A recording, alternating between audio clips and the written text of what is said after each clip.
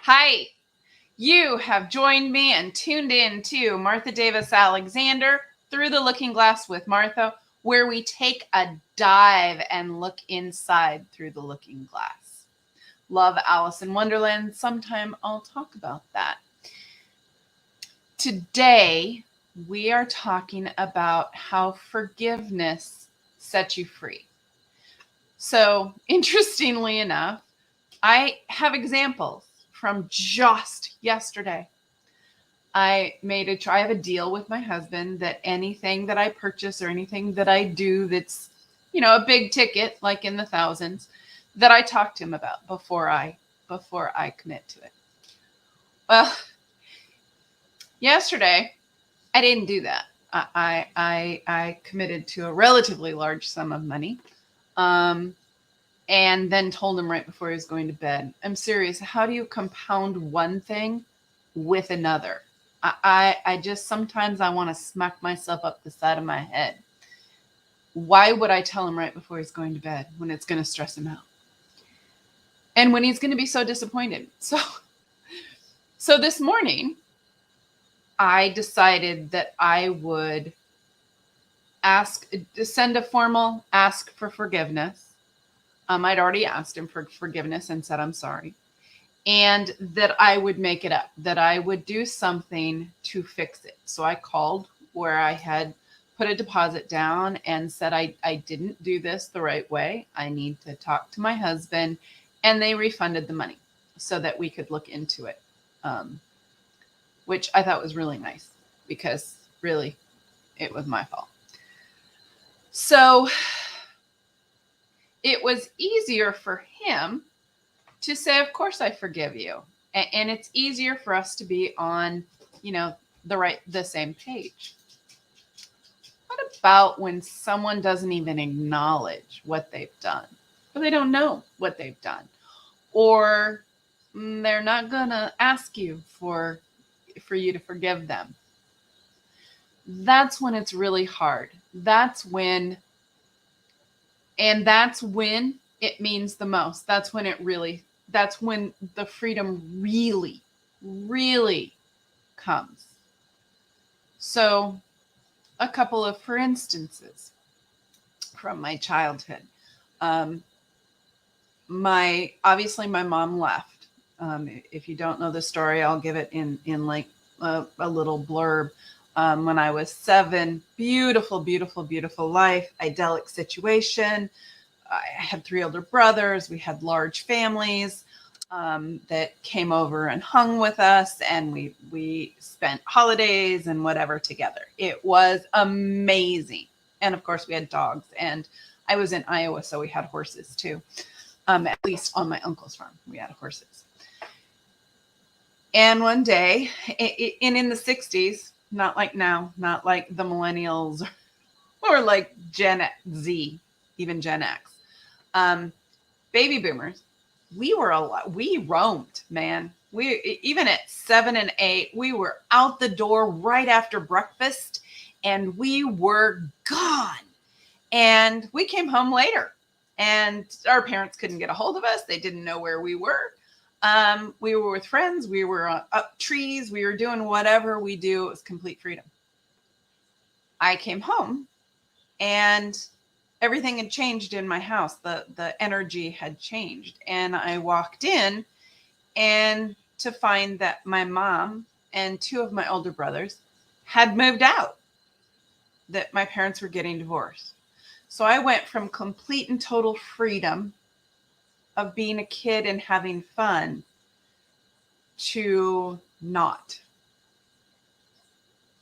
Well, there are a couple of things in there that I need to work on forgiveness, right? I had to do some real work on that first.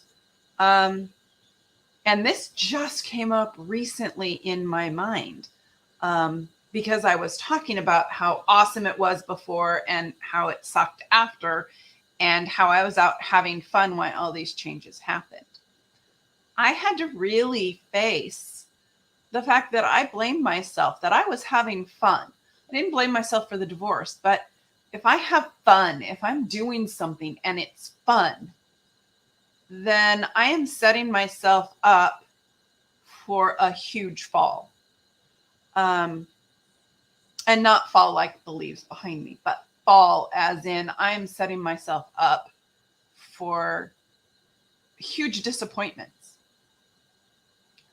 So I had to this week really work on forgiving myself for being a kid and being free and enjoying myself on a day that something so fundamentally messed up was going on and I didn't know it.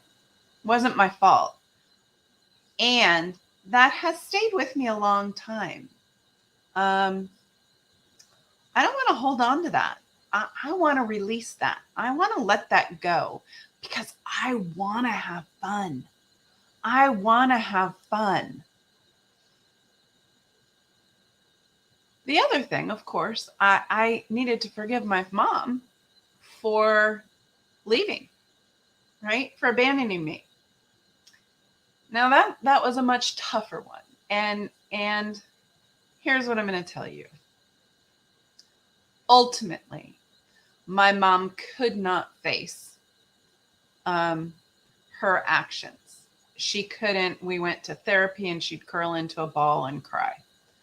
So therapy didn't really work for the two of us together because really I couldn't say anything without making her cry. And I was fairly nice. Back in that day, I was kind of sweet. Unless you're talking to my brothers, in which case then I might not have been. But I digress. So I couldn't get, there wasn't a satisfaction of I own this, of the other person saying, I own this. It was wrong. I regret it. Please forgive me. And I love you. Right? The way I handled it with my husband today was, I love you. I am sorry. I messed up. Please forgive me. And thank you.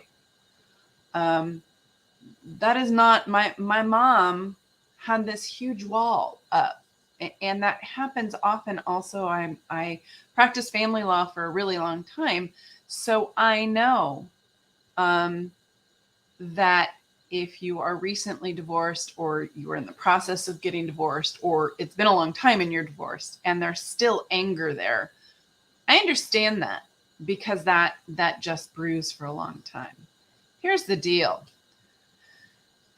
It's true for me. It's true for everybody. That anger, that need for them to admit they're wrong, that only hurts you.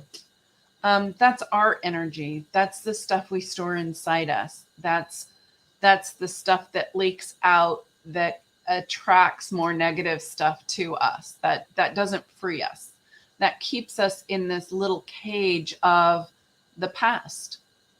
And if you continue to hold anger from the past, then you're not free to see what's in your future. You're not free to reach for those dreams because that anger and that hatred, if you will, or that resentment or whatever those feelings are, those are going to hold you hostage until you're able to release it. So how did I do that? How do you do that? What steps can you take to do that? Well, we're going to talk about that. So for me, it took me about 40 years. Don't wait that long. And when my mom got dementia, I mean, my mom could still trick my trigger like no one's business, man. No one's business. When she got dementia, I had to let go of it because I was taking care of her. Well, she was in an assisted living and then in a memory care facility. I wasn't like caretaking daily, but I was, my brothers didn't live near us. So I was the one that was going and doing the stuff to take care of her and to make sure that, her 24/7 caregivers were taking care of her and doing everything they needed to do. So I was managing that care, and I was the one mostly who visited her. So when she had that memory loss, and when her memory started to go, I was, that continued conflict, that continued resentment, that continued anger, that continued disappointment, was kind of irrelevant because she wasn't there anymore. Her memories of that weren't there anymore. Her memories and her ability to talk about that wasn't there anymore. So I was never going to get that conversation that I had been looking for and searching for. And what I realized is I didn't need that conversation with her. In fact, having a conversation with her was more detrimental, at least on that topic. Having a conversation on that topic with her was more detrimental to our relationship and to my resentment. It just built it. And then I'd stay stuck in it for a longer period of time. What I realized was, if I could access that anger and call it for what it is, right? And if I could work at seeing her innocence, seeing her point of view, or at least try to, and if I could work through my anger, what those actions resulted in my life, and if I could be grateful for where I am in my life, I could release her. I could release that anger. I could say, wow, I forgive my mom. Now, it took more than that. I'll just tell you, it took more than that. You wouldn't believe me if I told you it didn't. So one of the things that I do when I want to forgive someone is I write a letter to them. No, I don't give it to them. There is no point to that. Don't ever give the letter. Burn the letter, or put it somewhere safe where no one else can see it. Burn it. Put it out in the universe. Drown it. Shred it. Whatever it is you do. Shred it and put it in the chicken pen. Shred it and put it in the guinea pig pen. Whatever it is you do with it. Don't keep it, right? Don't keep that. You need to release that. So I started writing a letter, and I've done this for several people. I'll give another example. You start writing the letter, and the letter goes something like, "Dear Mom, I am really angry at you. I feel like you abandoned me, and this is how I feel. And I get your reasons for doing it, but seriously, you couldn't have sucked it up." No, you hear a little bit of anger still. And it's just because I'm getting myself worked up for radio. And you go through and you do that and you write it and you say at some point, you know what? At some point, I may be willing to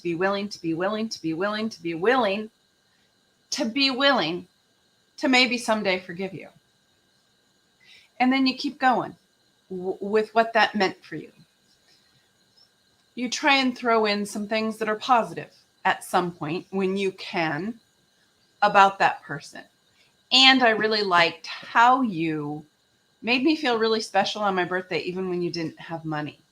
She had this huge manzanita tree branch, just a manzanita branch. And she would wrap things up and she'd tie a ribbon around it. Like, she'd take bobby pins and she'd wrap like 20 of them up. You can buy 100 for what, $1. She'd wrap 20 up and she'd put it up there. So it looked like there were hundreds of gifts on the tree. And it was just the experience of having the birthday tree and opening things. And I really appreciated that she went to that effort of doing that, right? So there are things that I, of course, appreciate about her. And I could spread those in to a lot of that. There are a lot of things she did that I appreciated. She took me when I was in high school to get facials once a month. There are a lot of things that I truly appreciated about my mom. There are some things that I didn't appreciate. And again, releasing that anger. So as I'm writing the letter, I'm putting things in. Yeah, I do appreciate this about you. I see this good quality in you. And I appreciate how you handled this. And I'm still really, really angry. And this is how I feel now, having written all this out. This is where I am now. And this is where the anger is now. This is the level of my anger now. And I'm willing to maybe forgive you. And then you go through it until naturally you write, and I forgive you. So for me, I had an issue with one of my aunts once, and I was really upset. I as an adult, I was beside myself, and I wrote a letter to her, and it took 3 pages for me to say. And as you're writing, it's not about thinking about what you're writing. It's about you start and you let a stream of consciousness out. You let those feelings come out to write on paper. It's a stream of consciousness. And if you don't know what to write, say, "Dear so-and-so, I don't even know what to write about you because I feel," and then start. And don't think about it. Let it go. Know that you want to put in things that are positive. Know that you want to talk about being willing to forgive. And then at the end of it, that energy is out and that forgiveness is done. And you can say out loud, "Wow, so Mom, I love you. I am sorry for my part of that, for my part of our relationship that wasn't so great. Please forgive me. I forgive you and I love you." Doesn't have to be an "I love you" at the end of it, right? If it's an ex-husband or an ex-wife, it may not be "I love you." It may be, "I support you in having a great relationship with our children," or whatever it is, right? Whatever it is that you want. "I hope you have a happy life." Or "I loved you once. I hope now you find whatever it is that whatever that is." So I will tell you that from my point of view, my parents never forgave each other for whatever was going on, which created my whole business. And they were stuck, and I mean stuck, in that dislike, in that resentment, in that bitterness, in that place of unforgiveness for almost 60 years. It was around 50 years. 50 years when they died. 45 for my mom, 50 for my dad. So what a waste of time. What a waste of energy. What a waste of emotion. They could have attracted so much else into their life. They had good lives, but they could have had so much freedom from each other, right? Because isn't that what the divorce was supposed to do? Is give you a fresh start and freedom, even if you don't want it right now? Isn't that what that was about for them? Well, it was about that for my mom. So I wish, from the child's point of view, that my parents had learned the gift of forgiveness. And here's the deal. The gift isn't to the other person. Your forgiveness, they don't even know about it. The gift is to yourself. Because when you hold on to all of that, you're a prisoner of it. You are in a cage of anger and resentment and disappointment, and it colors your life. colors your choices. It colors your dreams. It colors your thoughts. It filters, right? When there's that much anger and resentment, it filters everything. So if you can start, and it may be 20 letters before you're done. It may be 20 pages. It may take a long time. You may have to meditate on it and say, geez, if you believe in God or a supreme being, right? Please help me with this. Please give me the willingness or the power to forgive. Say, I want to forgive. I want to get rid of this. I don't know how. Or I want to, help me be willing. And it may take 20 letters before you can write, I might be willing to do that. And yet when you're done, you're free. You have released what has held you hostage for however long it's held you. For me, it was like 40 years before I forgave my mom, maybe 35. And that was a lot. It colored all of our interactions. It colored how, when I saw her call or when I was dealing with something, it colored those moments until I could let it go. And that's a shame. So if you have anger and resentment for your parents, it's a great thing to release, let go of. We'll talk about seeing their innocence. So have you ever looked at a baby and said, I hate that child? No, you can't do that. You can't look at a picture of a baby and have any anger or animosity or thoughts about that child. You just can't do it. We are hardwired to want to protect and care for infants, kittens, dogs, puppies, whatever. That's why we like little things, right? We are hardwired. And one of the things that I have found is really helpful in forgiveness is to look at a picture of that person as a child and imagine them at that age as a baby and that innocence. And that's true for if you're forgiving yourself as well, right? Right? Babies aren't intentional with their actions. And see that innocence in yourself, in the others. See that picture of that person and go, wow, they were darn cute. It's hard to hold that anger. I can't be angry at that child, right? That baby. That helps you see that at some point they're innocent. Now, I'll grant you, I have seen a lot of stuff as a family law attorney. I don't practice that now. I am now a certified life coach, and I help people get past these humps because I found those were the sticking points for my clients. It was not helpful for my clients to be stuck in this. And I have huge stories. I'm going to tell you a story. No names, of course.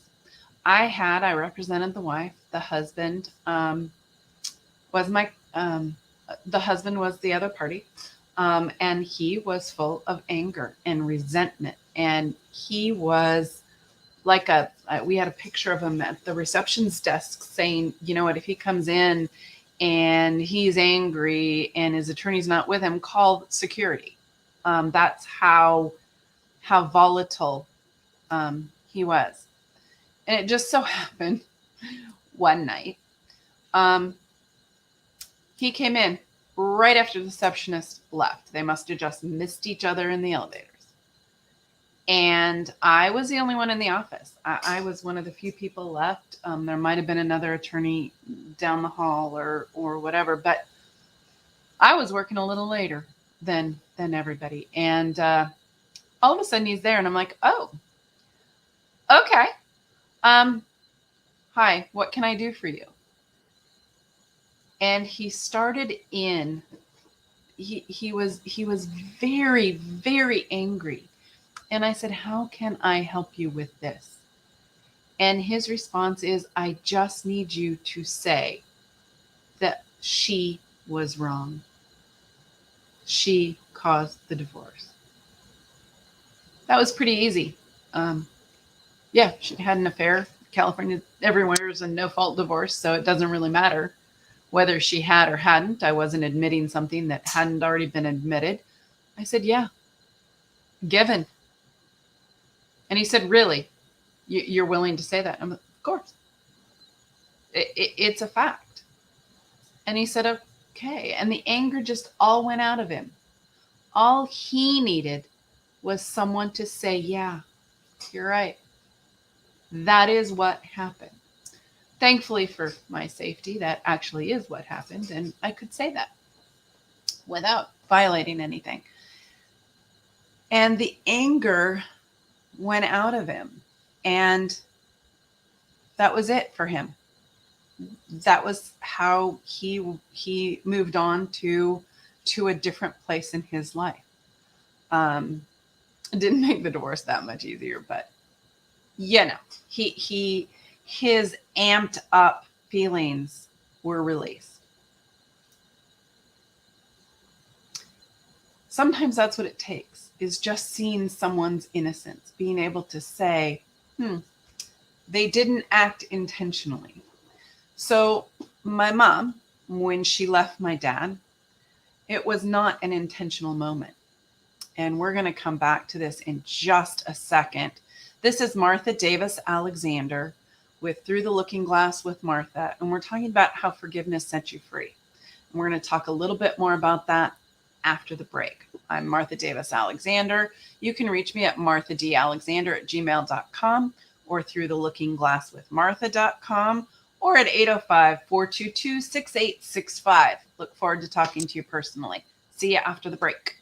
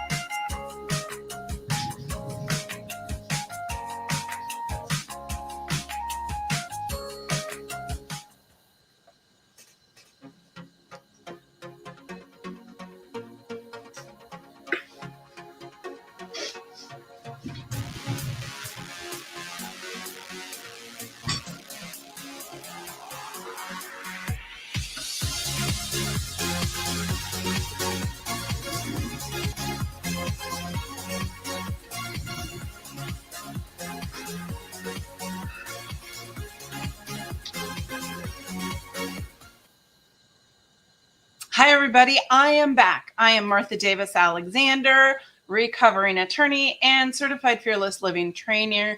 And this is Through the Looking Glass with Martha. That is also the name of my business. Through the Looking Glass with Martha.com is my website. And tonight we are talking about forgiveness setting you free. So I kind of got distracted because right as we went to break, I picked up my water, took a sip of it, and then when I put it down, spilled it all over my computer and my keypad. So there you go. While we were on break, if you can still see me during break, I was cleaning up the spill of water and I kind of lost my train. So we're going to go back to forgiveness, seeing someone's innocence. There you go. Seeing someone's innocence.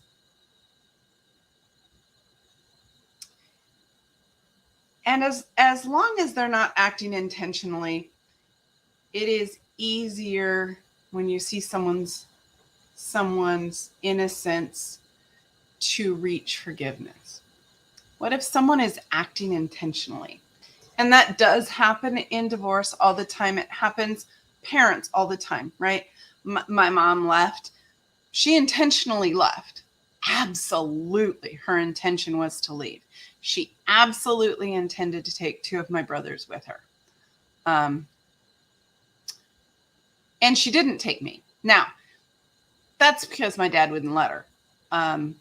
She didn't intentionally leave me, and yet she didn't act not to leave me, if that makes sense. So it wasn't her leaving was one of the biggest regrets of her life.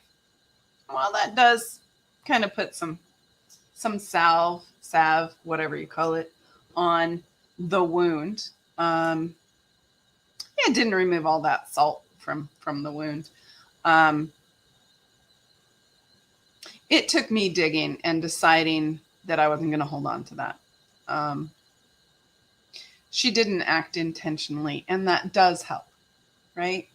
It unfortunately yesterday, right, with my husband, I acted intentionally. I intentionally knew that I was buying something and I was not living in integrity with our agreement. I knew that. I don't do that very often. I got so excited that I just jumped at it. I still acted, and I'm responsible for my actions.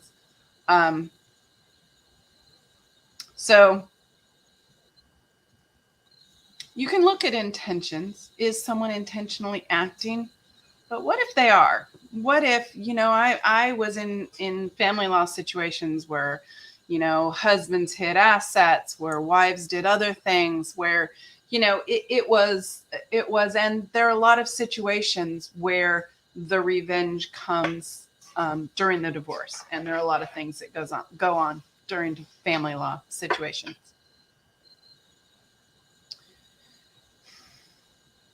Who does it hurt? Revenge for revenge. Who does that hurt? Well, it really doesn't hurt the other person as much as you think. It hurts the person acting. It hurts the kids, if you have kids. And holding on to resentment or wanting revenge doesn't really impact somebody else unless you've gotten the revenge and it worked out the way you wanted. And yet getting revenge does not release that anger. It just compounds it, right? So I'm angry. I plan a big thing. I do the big thing, and the anger's still there. And now I've compounded it with some guilt for doing something that I know was wrong. Even if that's only in the darkest recesses of my mind. That's on me. That's not on anyone else. So does it make sense? If there are people out there and you have questions, give me a question in the chat. I'm hoping this makes sense and that you can see you don't ever need to confront anyone. You don't have to ask for forgiveness. They don't have to ask for forgiveness. And in fact, if someone really wants to hurt you, the chances are they're never going to ask for forgiveness. I was in a meeting just a few minutes ago, a networking meeting, and there was a story of a woman who 2 of her kids had horrible, violent things happen to them. I don't know what those are. I'm just repeating a story she told. And while she was trying to let go of it, she would meditate and focus on, she has a very strong faith. She would focus on God holding them, the perpetrator, as babies. And that she would, and can you be mad at a baby? It's really hard. And she would let the baby play with her finger. And as she visualized and as she did that, it became easier and easier for her to let it go. They'd acted intentionally and they were horrible human beings. And yet, her being angry and holding on to that and not forgiving them was holding her playing small and holding her in this really negative place of anger and bitterness and resentment and sorrow. And it wasn't until she was able to release that she was able to be free enough to reach for her dreams and for joy again. So if you're holding on to anger, here are the steps. I'm just going to summarize. Here are the steps. Be aware of your anger. I'm angry and I have not forgiven them. And here's what the anger and the resentment is causing. Here's why I'm angry and resentful. Here's why they were wrong. And this isn't something you're going to confront them with. It doesn't matter. It just doesn't matter. The confrontation does not help anything. So unless you're married and it's your partner, and then, you got to talk it out. So it doesn't happen again. If you're getting divorced, try and just forgive. See their innocence. See them as a child. See them, if you're religious, as a child of God, even if they aren't. See them as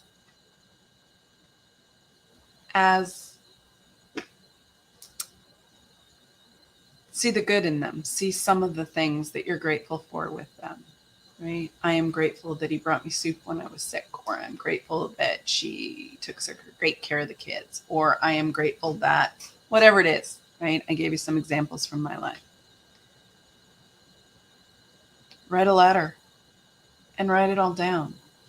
And the only thing I ask is that you be willing, as many willings as you need to consider, think about, or maybe contemplate forgiving until you can stream of consciousness get to, I forgive.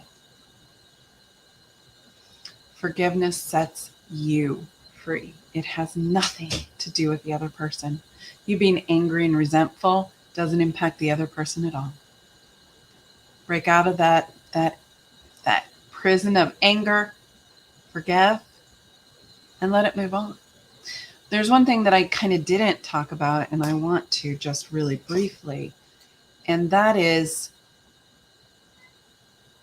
it takes two. And I pardon, my little dog heard a cat and therefore needs to bark. Everybody has a part in some conflict. It could be inaction. It could be how you reacted. It could be whatever it is, right? And you don't necessarily, it's great if you know what your part in it was. And if to yourself you say, wow, that was my part in this. And if you put that in there as well. Once you own your own responsibility for your actions, it is much easier to release somebody else. So forgiving yourself, forgiving others, it's about awareness, feeling the feelings, doing the conscious, the unconscious, just writing flow. It's about letting it go so that you aren't in that prison of your anger, disappointment, hatred, any of that. So my favorite phrase, and it's part of the Hawaiian ancient ritual of Ho'oponopono, which I am not teaching. I am just telling you, right? I love you. I'm sorry for what I did. I'm sorry for my part in it. Please forgive me. I forgive you. I see your innocence. I'm paraphrasing. It's really just 4 sentences for them, but I'm going through my own. Please forgive me for my part in it. I acknowledge my part. I see you, and I am okay. I forgive you. Thank you. Burn it. You're done. It's gone. You are free. Fill that void that where that stuff was with gratitude, with joy, with happy. Whether that means that you're taking walks in nature, whether that means positive affirmations, whether it means meditating, listening to music, writing music, whatever it is for you that is your happy place, fill that blank with those happy thoughts, with positive. Because once you start having that positive, the law of attraction will bring that positive back to you, and there you will fill your cup with abundance. I am wishing for you to set yourself free and to have that cup of your boat, ship, whatever, your ocean of abundance, because that's what it's about. Oceans of abundance. Starts with forgiveness. Can't have oceans of abundance without forgiveness. Set yourself free. This is Martha Davis Alexander. This is Through the Looking Glass with Martha. You can reach me at marthadalexander@gmail.com. My phone number is area code 805-422-6865. And it is Through the Looking Glass with Martha.com. Check it out. And I would love to hear from you. I would love to hear your thoughts. Email me, call me. Happy to chat. Have a phenomenal week. And I look forward to seeing you next week, where we will be talking about trust and how to build that trust and what to do with trust and how to allow yourself to trust again. That's what we'll be talking about next weekend. So don't miss it. And tag a friend. Have a friend tune in too. Look forward to seeing you next week. Bye, everybody.